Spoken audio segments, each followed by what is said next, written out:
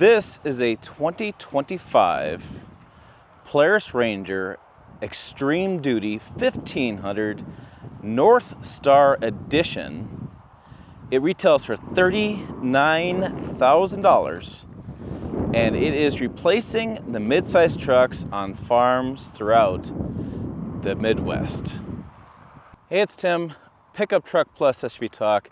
After spending several weeks behind the wheel of this, driving around for a different variety of tasks around the house, I can tell you there's some really solid reasons why this is becoming the new midsize truck. You can see it all over the place up in Montana, up in South Dakota, and here in Nebraska, and over in Iowa, where farmers are choosing to use this versus buying a midsize truck. So let's go talk about this.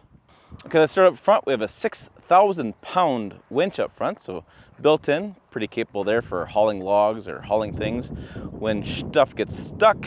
We have 30-inch cross trail tires, 15-inch wheels. I have a pretty darn nice suspension. Can't get that in the Ford Ranger, folks. Nope, not unless you're going full Raptor, which you don't need. So we have this really nice suspension. It is a little bit longer wheelbase. So we have a 12 inches additional suspension there. We have 3,500 pounds of towing, and the box will handle 1,500 pounds of payload. Now, we moved some trees around. I got my saws out. We cut some stuff up here in the bed, and it's a pretty solid bed. I got tie downs, and then they do a lot of accessories built in. So you have these little stake pockets. You can add your own accessories. I saw some photos online where guys were putting like racks up here and having shovels and stuff going on there. So yeah, they put some accessories on here, a little slide rail system. Probably have little built-in accessories from Polaris as well. Slide rail, put it in there. You can do different spots for tying down items. So a pretty handy option there as well. The Ranger Extreme Duty there for some badging. Little step there, which is nice. So for short guys like me, boom, boom, getting in there, getting the tool that always ends up right in the middle of the bed, because that's just the way life works. On the doors here, which is really nice with side-by-sides, doors open here for easy entry, exit. Look at how big that door is. I'm gonna show you something here a little bit as far as a comparison. It's pretty crazy. I do want to point out this though. This is a steel drive transmission. So apparently it is a piece of steel, which is the steel driven transmission belt. The steel belt is gonna be encased and liquid cooled. So it's kind of a nice industry kind of first, they said I was on Polaris' website today, and should last a long period of time. Steel belts, that should not be like a rubber belt, shouldn't burn up, and handle quite a bit of workload. 110 horsepower out of this baby, and again, that is one solid looking setup there for suspension. So I think you'd have a hard time getting this sucker stuck somewhere or in trouble. So we have a really, really big cabin in here. So yeah, you 6'5", 6'7" dudes, yeah, come on in, because headroom for days. The seats are adjustable on the driver's side, and the steering wheel, it tilts and telescopes, so pretty handy there as well. The Polaris here, we have a little glove box with some more details there. Upper glove box, even more storage options. And what is in here? Winch controls. I was like, what is it? Oh, winch controls. That's somebody left their garage door opener. We have the handle there, open the windshield, so a little more airflow into the cabin. I have been running the AC in this. I'll flip around in the driver's seat here and show you that in a minute. It cools down pretty quickly. Let me go ahead and hop in the driver's seat. We'll talk more about that. And then we talk about these fancy blue lights. You can kind of see them right there, there, and over here on the door. So it's a fancy wagon here in the Polaris Ranger Extreme Duty 1500, and it's the NorthStar. Okay, we put on the brake, turn the key. You can already hear that AC kicking on. That's full blast. That's loud. I'm down all the way. Here's my little graphic pulling up on the screen. Maybe hard to tell with the sun glare. Sorry about that. And yeah, turning on. I can sync my cell phone. Hit the OK button. There's our heading, There's our miles, our engine temperature, our voltage, and mile per hour there, and how much gas we have percentage-wise. Seatbelt's not on, sorry, I'm just doing filming. There's our time, and what we have engagement for the 4 wheels or 2 wheels. You can see it over here a little bit probably better as well. Again, sun glare this today. Mile per hour, RPMs there. Steering wheel slide and decline. I got tow haul modes, different drive modes. I can lock my rear differential. I have all-wheel drive. I have controls here for lighting and stuff over there. Lights there. Winch controls as well. It looks like I have built-in winch controls and also have the remote control winch control. JBL speakers there. Boom, boom. And there are my controls for power windows. And I have, oh, there's winch control there too. So I don't know what these, Let me open the door here. What is this? Okay, hold on. I'll freely admit I wasn't feeling my best that day, but what a mistake. So the button I'm pointing at is not the winch. It is for the bed. The bed's hydraulic, raises and lowers. So something else this can do that a midsize truck can't do. You got raised and lowered bed, you get the winch in the front, really good access inside and outside the cabin, entry, exit, lots of headroom. So that's the point I was trying to make. Sorry. JBL speakers there, boom, boom. And there are my controls for power windows. And I have, oh, there's winch control there too. So little cubby hole down there and some storage there, plus some storage there for some bottles, cups, that kind of stuff, coffee.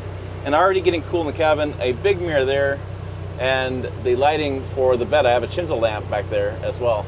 And then there is our foam as far as the headroom. So like I said with headroom, so I'm 5'7", yeah.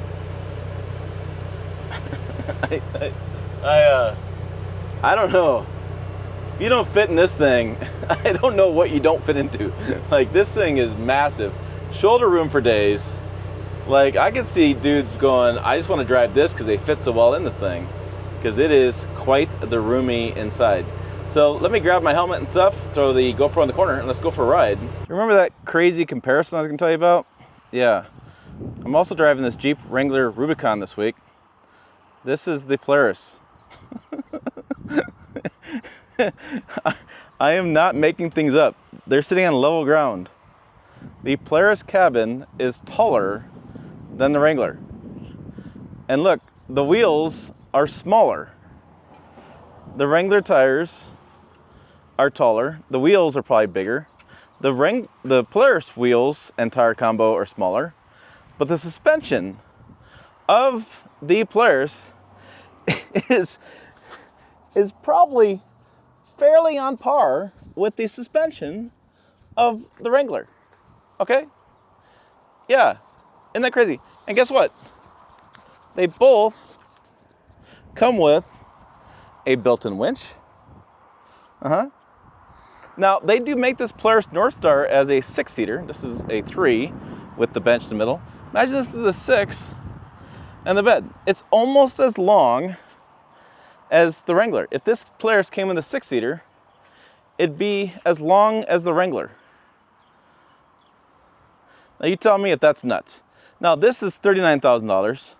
I don't know the price tag of that. I haven't pulled the price tag up, but I bet you that one's probably 60 to 70. And this one, I think when you go 6-seater, you're probably looking at another 10,000 or so. So, yeah, I just thought that was crazy. Interesting, right? But look at that cab height. So let me go here. That's the top of the cab for the Wrangler. Yeah, it's still going upwards for the Polaris. That's how much taller it is. So there you go. There's your kind of crazy comparison. Okay, on the dirt, I hope you can hear me. I'm gonna talk a little louder. It does all right. Yeah, I'm doing about 27 miles an hour, which maybe I need to slow down for these corners. The suspension is nice. It really does rev up pretty good. Oh yeah, it's like riding a 4-wheeler. I mean, as you'd imagine, good suspension, good handling. plenty of power, lots of low-end torque. I know they talk about 110 horsepower, but let's talk about torque with these things. Decent amount of braking. You know, you got to drive a little defensively. I wouldn't say, you know, you get after it. It's not like they're Razors, they're high-performance models. But yeah.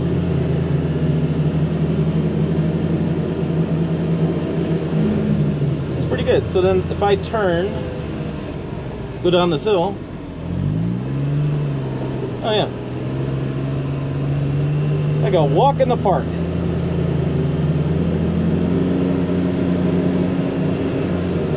Nothing to it. And then, okay, yeah. So, what do we got? We got something that can take the place of a farm truck, that you can, in some states, as long as you make it road legal with flags and turn signals and stuff, you can take it to the store, to the coffee shop and back. Lots of headroom, even with this helmet on, and it's not quick. You know, I'm in standard mode. I don't know if they have a sport mode, probably a little quicker in sport mode, but you know, you don't want to go too fast. Short wheelbase, that kind of stuff. Braking is okay. You know, again, not a sports car, and AC works really good. I imagine heat works really good too. So pretty darn comfortable inside the cabin. It's nice that it's a closed-in cabin too, so I don't have to worry about wintertime stuff as far as snow or rain and stuff like that. So go out here, check out my corn. Corn looks good. I don't know what I'm looking at. So corn looks good. But yeah, I can see this selling pretty well. So there you go. For more side-by-side stuff or trucks, things going on the channel, take it over here. Website down below as well, pickuptrucktalk.com. As always, thanks for watching. I will see you down the road.